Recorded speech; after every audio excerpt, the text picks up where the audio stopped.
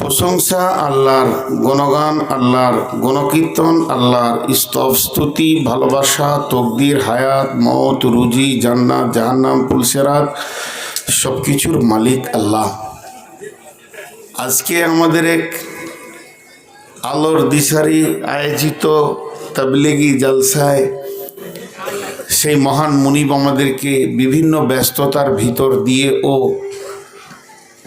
প্রতিকূল আবহাওয়ার ভিতরেও অনুকূল মানসিকতা রেখে এত হাড় কাঁপানো শীতে বসিয়ে রেখেছেন যিনি আমাদেরকে, তিনি আমাদের রব।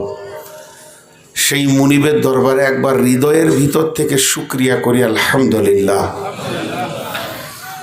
দরুদ ও সালাম বর্ষিত হোক নবিকুল শিরোমণি ইমামুল আম্বিয়া আখিরি পয়গম্বর নবী মুহাম্মদ রাসূলুল্লাহ সাল্লাল্লাহু আলাইহি সাল্লামের উপর। আল্লাহুম্মা আমিন, আল্লাহুম্মা সাল্লি আলাইহি, আল্লাহুম্মা বারিক আলাইহি।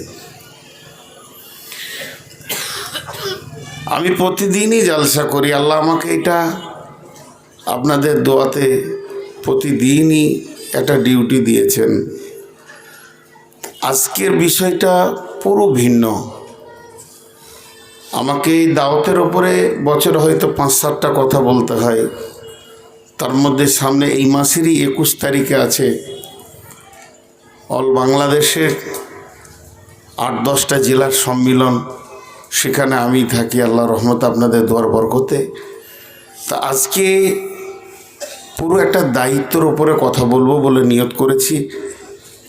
এরকম স্বভাব পাই না, আমার হৃদয়টা অনেক ভরে গেছে। যিনি আমাকে দাওয়াত দিয়েছেন বারবার বলেছেন জাহান্নামের বয়ান করতে। আমিও সভাপতির সঙ্গে আলোচনা করলাম, উনি বললেন যেটা ভালো মনে করবেন ওইটা বলেন। জাহান্নামের বয়ান অবশ্যই ভালো, প্রয়োজন, কিন্তু মাগরিবের আগে জাহান্নামের বয়ান যথেষ্ট হয়েছে। আমার তো এমনি পুঁজি কম, আবার আমার আয়াত কটা পড়েই দিয়েছে, তাহলে আর তো পুঁজি থাকে না, ঘুরিয়ে সেই কথাগুলোই হবে। তো মাগরিবের আগে বয়ান জাহান্নামে যথেষ্ট হয়েছে, বিধায় আমি আজকে একটুকু চেতনামূলক কথা বলতে চাইছি। আমার বক্তব্য শুরু করার আগে যারা সুস্থ মস্তিষ্কের মানুষ এই লোডটা নিতে পারবেন বলে মনে হচ্ছে, এ হতভাগা অল্প জ্ঞানের কথা বলবে কিছু, তো আমি সকলের কাছে আকুল আবেদন করছি যারা দাঁড়িয়ে আছে যেন বসে যায়। আমি কেন এই সভাটার অসুন্দর হব? সবাই চিন্তা করি যারা দাঁড়িয়ে আছি, আমার জন্য কেন সভাটা অসুন্দর হবে? তাহলে আপনি একটা রাস্তা পাবেন।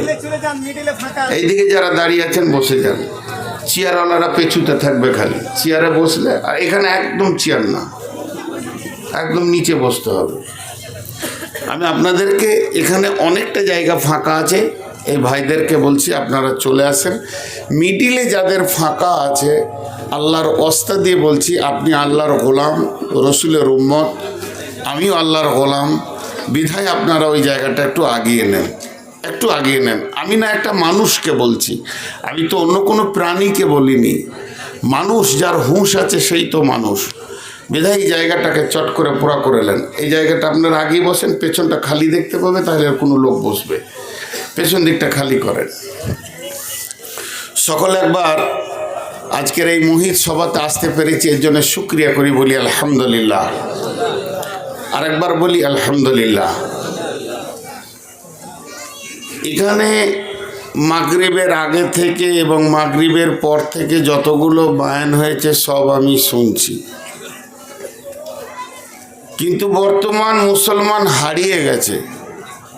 ও কোরআন পড়বে কেন? এখানে একটা লোক এসেছে বিদেশ থেকে, কাঁদছে, রাস্তা খুঁজে পাচ্ছে না।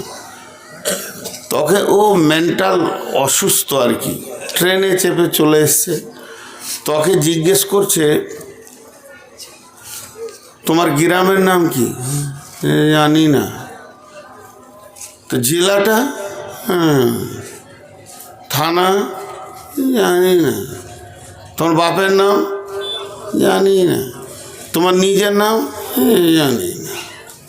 নিজের নামটাও ভুলে বসেছে। এই লোকটা রাস্তা পাওয়া বড় মুশকিল। সে জানে না যে আমি কে। ও কোরআন পড়বে কেন? ও নামাজ পড়বে কেন? আমি কে এই জিনিসটাই জানে না। যে লোকটা নামাজ পড়ে না, ও নামাজ পড়ে না নয়, ও নিজের পরিচয়টা জানে না যে আমি কে, আমার কাজটা কি। অভাব হয়ে গেছে এই জায়গাটা, অনেক অনেক অনেক অনেক অভাব। তার হুঁশই নেই, সে নিজেকে হারিয়ে বসেছে পৃথিবীর বুকে। এখন যারা জানে, যে লোকটা জানে ওকে, এখানে ওই গ্রামেরই একটা লোক ব্যবসা করতে এসেছে, সে জানে যে এটা কার ছেলে, দায়িত্ব তার হাতটা ধরে তার বাপের কাছে পৌঁছিয়ে দেওয়া। এখন যে দায়িত্ব নিয়েছে পৌঁছানোর, তারই আবার বিয়ারিং ভাঙাতে যাবে কি করে মালটা? আজকে আমাদের যারা দায়ী, যারা সমাজের আপার লেভেলে রয়েছি, তারাই পঙ্গু। দাওয়াতের দুটি পা, দাওয়াতের দুটি পা, দিন মে ঘোড়ে পে সওয়ার, রাত পে মুসল্লে পে সওয়ার। আমাকে যদি দায়ী হতে হয় তো সারাদিন মেহনত করতে হবে, সারা রাত তাহাজ্জুদে কাঁদতে হবে, তবে এই জাতিকে রাস্তা দেখানো যাবে। কিন্তু দেখা যাচ্ছে আমি 2 ঘন্টা এখানে জাতিকে রাস্তা দেখালাম, আর আমার বাড়িতে গিয়ে আমার চারিত্রিক খবর টালেন, গোটা গাঁ আমার ওপরে অতিষ্ঠ হয়ে আছে, আমার তবলিগ কবুল হচ্ছে না। কারণ লিখতেও কোনোদিন মাল বহন করতে পারবে না, জাতির ইফেক্ট পড়ে গেছে। আপনারা আমার কথাগুলো দুঃখ করবেন না, গুছিয়ে শুনবেন। তো আমি কে, আমি কেন, এটা জানি না। একটা হলো জিকির, আর একটা হলো ফিকির। একটা হলো জিকির, আর একটা হলো ফিকির। মন দিয়ে শোনেন, একটা হলো জিকির, একটা হলো ফিকির। জিকির মানে স্মরণ, জিকির মানে স্মরণ, ফিকির মানে গবেষণা। আমি যদি কোরআন শরীফটাকে নিয়ে পড়তে বসি, তেলাওয়াত করি, আমি যদি সুবহানাল্লাহ আলহামদুলিল্লাহ পড়ি, আমি যদি নফল নামাজ পড়ি, আমি যদি ইবাদত করতে করতে করতে করতে মেশিনের মতো চালিয়ে গিয়ে ফজর করে দিই, আর মাদানী সাহেব গোটা কোরআনটা পড়লো না, শুধু একটা আয়াতে আঙুল দিয়ে থেকে গেল যে আল্লাহ এখানে মিন বললেন কেন, ইলা বললেন না কেন, দুটি তো হরফে জার, মিন বললেন কেন, ইলা বললেন না কেন, কি মহত্ব আছে? তো আমার সারা রাতের ইবাদতটা ওই দুটি অক্ষরে গিলে ফেলবে। গবেষণার এত মূল্য আছে। আমার পূর্ববর্তী বক্তা কি বললেন, যে শুধু পড়লে হবে না, ওটা জানতে হবে। দামি দামি কথা বলছিলেন, শুধু পড়লে হবে না। মুসলিম আমরা কোরআনকে জানিনি, বুঝিনি। এই জন্য আমার উদাহরণগুলা শুনবেন। একটা হচ্ছে বাই চান্স, আর একটা বাই চয়েস। সাহাবীরা ছিলেন বাই চয়েস মুসলিম, আমরা বাই চান্স মুসলমান। মানে মুসলমানের ঘরে হয়ে গেছি বাই চান্স, বাই চয়েস নয়। সাহাবীরা দিনকে চয়েস করে করে এসেছেন, রসুলকে চয়েস করে করে এসেছেন। একটা মুসলিম সে যখন দিনে ঢুকে, ইংল্যান্ড থেকে একটা মুসলিম এসে দিল্লি থেকে তাকে রুট দেওয়া হয়েছে কলকাতা কলুটোলা মার্কাজে। তারপরে রমজান মাসে সে গাছতে বেরিয়ে দেখছে মুসলমান ছেলে চপ খাচ্ছে। তিনি আন্তর্জাতিক ব্রেস্টার, তিনি পূর্বে ধর্মে ছিলেন খ্রিস্টান, তিনি একজন আন্তর্জাতিক ব্রেস্টার। তিনার মেধা, তিনার জ্ঞান, তিনার বুদ্ধি, তিনার বিবেক চেতনা আলাদা। ইসলামকে সার্চিং করে, পড়াশোনা করে, গবেষণা করে বের করে নিয়ে এসে কালেমা শাহাদাতে সাক্ষী দিয়েছেন। ওই লোকটা যখন এসে গাছতে বেরিয়ে দেখছে যে মুসলিম ছেলেরা তাস খেলছে আর চপ খাচ্ছে, তখন মসজিদে এসে দাঁতে আঙুল দিয়ে 1.5 ঘন্টা বসে আছে। কেউ পাশে যেতে পারছে না, ওজনওয়ালা লোক। শেষকালে ইমাম সাহেব জিজ্ঞাসা করছে, স্যার কোনো চিন্তা ভাবনা, টেনশন হচ্ছে। বলে না, আমি তখন থেকে গবেষণা করছি এরা চপ খাচ্ছে কেন, তাহলে যারা মুসলিম এরা কি রোজাতে খেতে পাবে না, আর যারা জন্মগত মুসলিম এরা কি মাঝে মাঝে খেতে পাবে, এরকম কোনো সিস্টেম আছে? বলে তা তো নাই। তখন উনিই বলেছিলেন এটা বাই চান্স মুসলমান, আমি বাই চয়েস মুসলমান।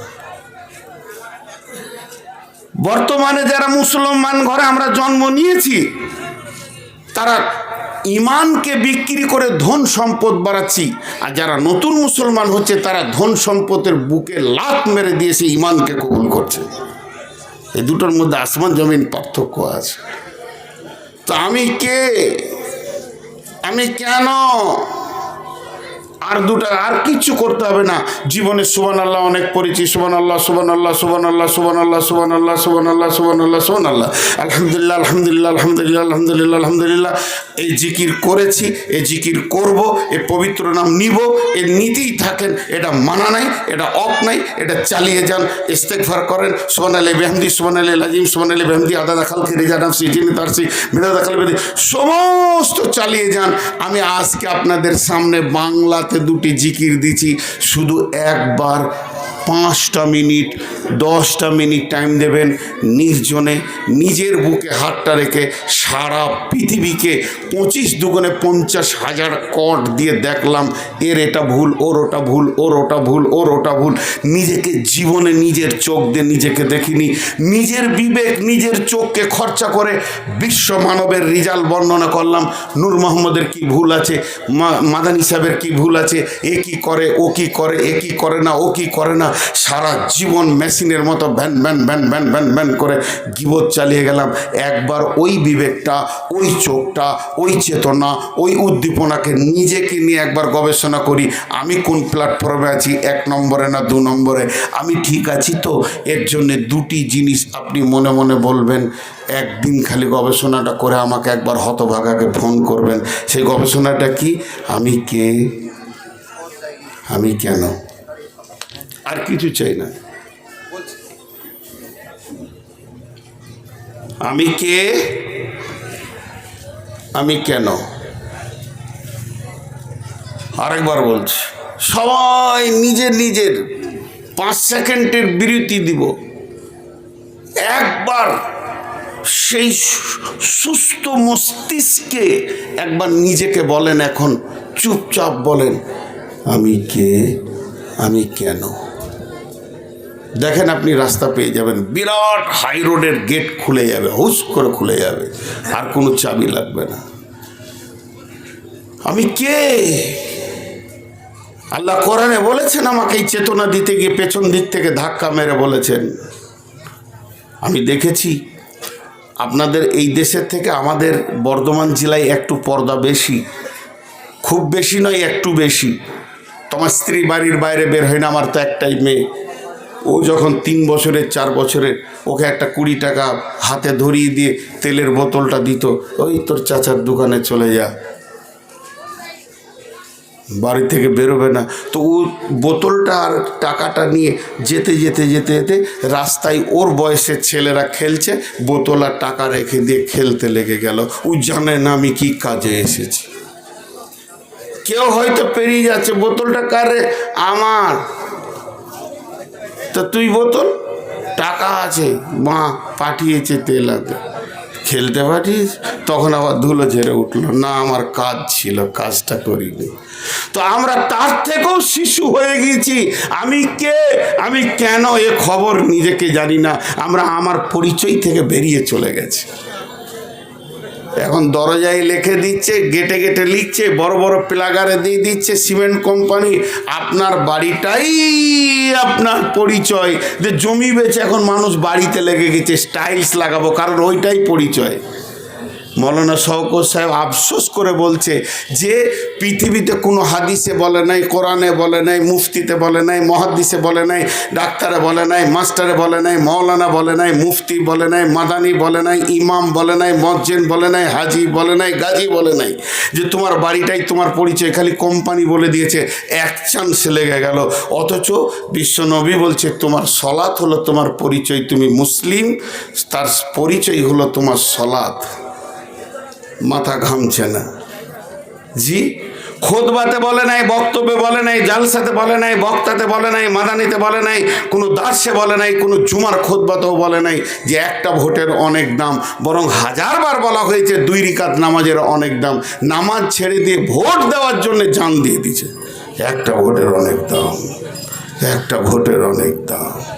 কি করে এটা ঢুকছে ওটা ঢুকছে না, এটা কোন কোন কোন চিপসে এটা লোড হচ্ছে, ওটা কোন চিপসে হচ্ছে না। আল্লাহ কি বলছেন? বিসমিল্লাহির রহমানির রহিম। আম খুলিকু মিন গায়রি শাইইন আম হুমুল খালিকুন। আম খুলিকু মিন গায়রি শাইইন আম হুমুল খালিকুন।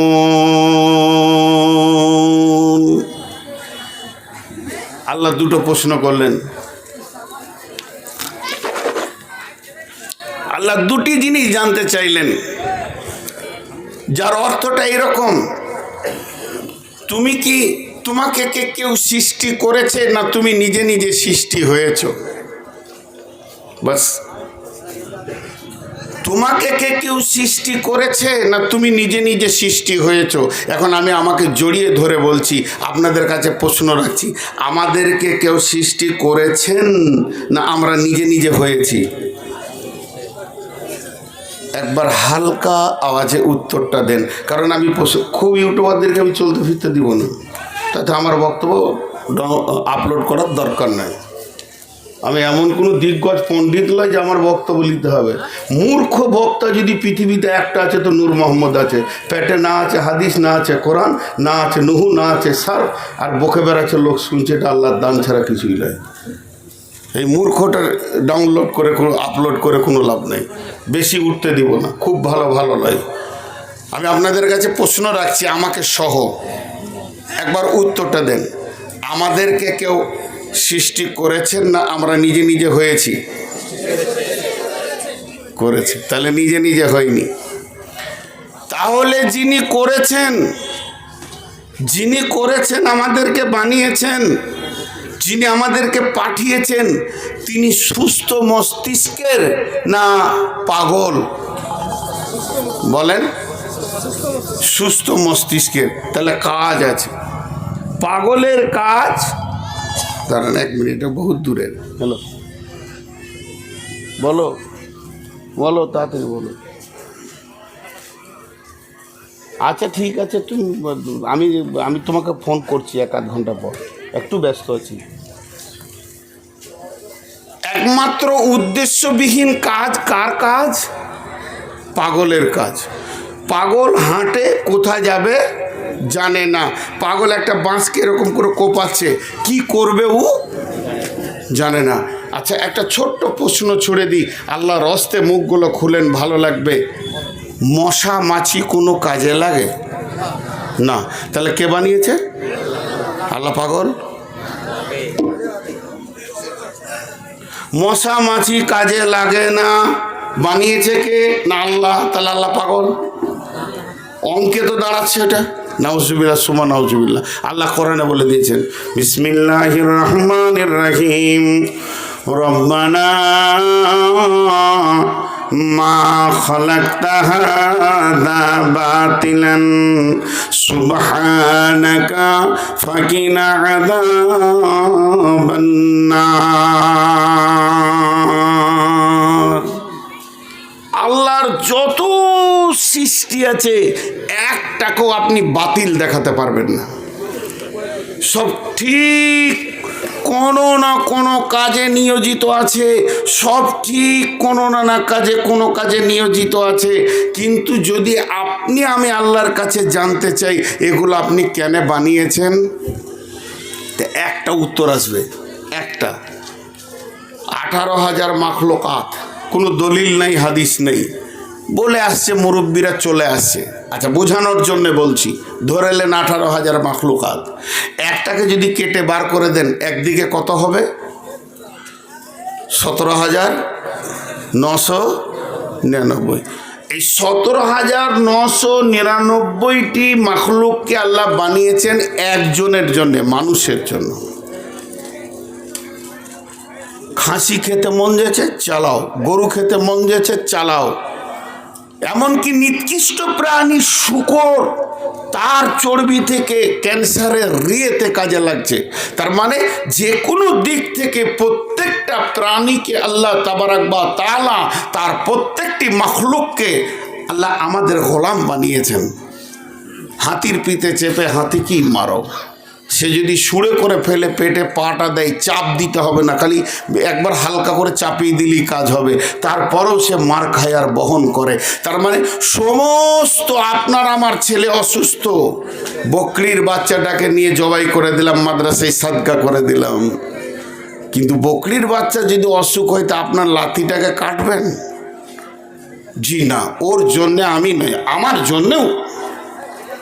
তাহলে সবারই অঙ্ক খুঁজে পাওয়া গেল কার কি কাজ আছে। মানুষ, তোমার ব্রেন কত মজবুত, বাঁশটার কি কাজ আছে খুঁজে বের করে তাকে কেটে সাইজ করে দুই দিকে চাপিয়ে খুঁটি করে তিরপল দিয়ে দিলে, প্যান্ডেল তৈরি করে নিলে। লোহার কি কাজ আছে তাকে স্ট্যান্ড বানালে, তারপরে বিভিন্ন পার্টস দিয়ে তুমি এতে বক্তব্যকে প্রচার করছো। 4 আঙুল রেলপাতির ওপরে রেলকে দড়িয়ে দিলে। তোমার ব্রেনে আমি কত আইকিউ দিয়েছি, যেটাকে দিয়ে তুমি অ্যালুমিনিয়ামকে দিয়ে হাড় ওপরে উড়ে চলে গেলে, আর তামার ওপরে মেহনত করে মহাসমুদ্রে তুমি পাড়ি দিয়ে দিলে। তোমার ব্রেন কত মজবুত, যে হাওয়াকে দেখা যায় না তাকে টেনে নিয়ে এসে চেম্বারে ভরে, পাইপ দিয়ে ভোলপিন দিয়ে ডাম্পারের চাকে ভরে, তার উপরে 66 টন মালকে দিয়ে তুমি একদম পাকুড়ের পাহাড় থেকে বহরমপুর পৌঁছিয়ে দিলে। যে আগুনকে ধরা যায় না তাকেও তুমি গোলাম বানিয়েছো, খালি ডিম অমলেট করছো আর খেয়ে যাচ্ছ, ওকে বলছো তুই চালিয়ে যা। একটা ডিমের ভিতরে ভুজিয়া আছে, অমলেট আছে, সেদ্ধ আছে, হাফ বয়েল আছে, ফুল বয়েল আছে, টোস্ট আছে, বাটার টোস্ট আছে, বেটার টোস্ট আছে, এগ টোস্ট আছে, এগরোল আছে, এতগুলো তোমার ব্রেন কাজ করছে। দুধের ভিতরে ছানা আছে, দই আছে, ঘি আছে, আপনার কিনা তার ভিতরে মাখন আছে, ল্যাংচা চমচম রসগোল্লা আছে, তা বুঝে এসেছে। তার মানে এদের কাজগুলো কি তোমার বুঝে এসেছে। খালি তোমার বডির পানে যখন তাকাইছো তখন তুমি মনে করছো আমার কাজ 3টে, খাও, কামাও, বাচ্চা পয়দা করো, চলে যাও দুনিয়া থেকে। যাও যত পারবে পেট ভরে ডাইনিং টেবিলে সারা দিন উবুর হয়ে পড়ে থাকো, আর এই মেশিন ওই মেশিন চলছে। বেশি খাই নাই, সকালে 2টা হাত পাকা রুটি, তারপর 4টা পুরি, দে কোল্ড ড্রিঙ্কস, তারপরে গরম চা, বলছে কফি দে, চলে যাবে দই, তখনই ঠান্ডা তখনই গরম, রসুল মানা করেছেন, তখনই ঠান্ডা তখনই গরম খেয়ে যাচ্ছে। ভিতরে পাকস্থলী বলছে কোন জালেমের পাল্লায় পড়েছে, সারা দিন পিষে তাল পাচ্ছি না। এ জালেমকে কে বুঝাবে যে এত লোড দিস না। আল্লাহ রসুল বলছে ভোগ লাগিয়ে খাও, ভোগ থাকতে থালা থেকে উঠে যাও। কিছু আবার মহব্বতের লোক আছে, বলবে আমার হাতে 1 চামচ লিবেন না, মনে হচ্ছে ওটা জিবরাইলের হাত। হ্যাঁ, হালাকে রসুল্লাহ সাল্লাম বলছে তোমার ঘরে যা খাবার আছে মেহমানের সামনে নামিয়ে দাও, মেহমান তার মন মতো খেয়ে নেবে। আজীব খাওয়ার মেশিন। আর দ্বিতীয় নম্বর, কামাও, সুদ, বাটপাড়ি, বেইমানি, জুয়া, তোষ, লাডা, লুডো, দাবা, জুয়োতে খালি কামাও, বাড়িটা ফিটিং করে নাও, 2টো কাজ। আর 3 নম্বর, খারাপ কথা আর বলবো না, দিন মে ডাইনিং টেবিল পে সওয়ার, রাত পে বিবি পে সওয়ার। সারা রাত বিবি নিয়ে ব্যস্ত, 10টা 12টা 18টা ছেলে দুনিয়াতে দিয়ে বেরিয়ে চলে গেল। আমার মতো হিরো আবার কে আছে?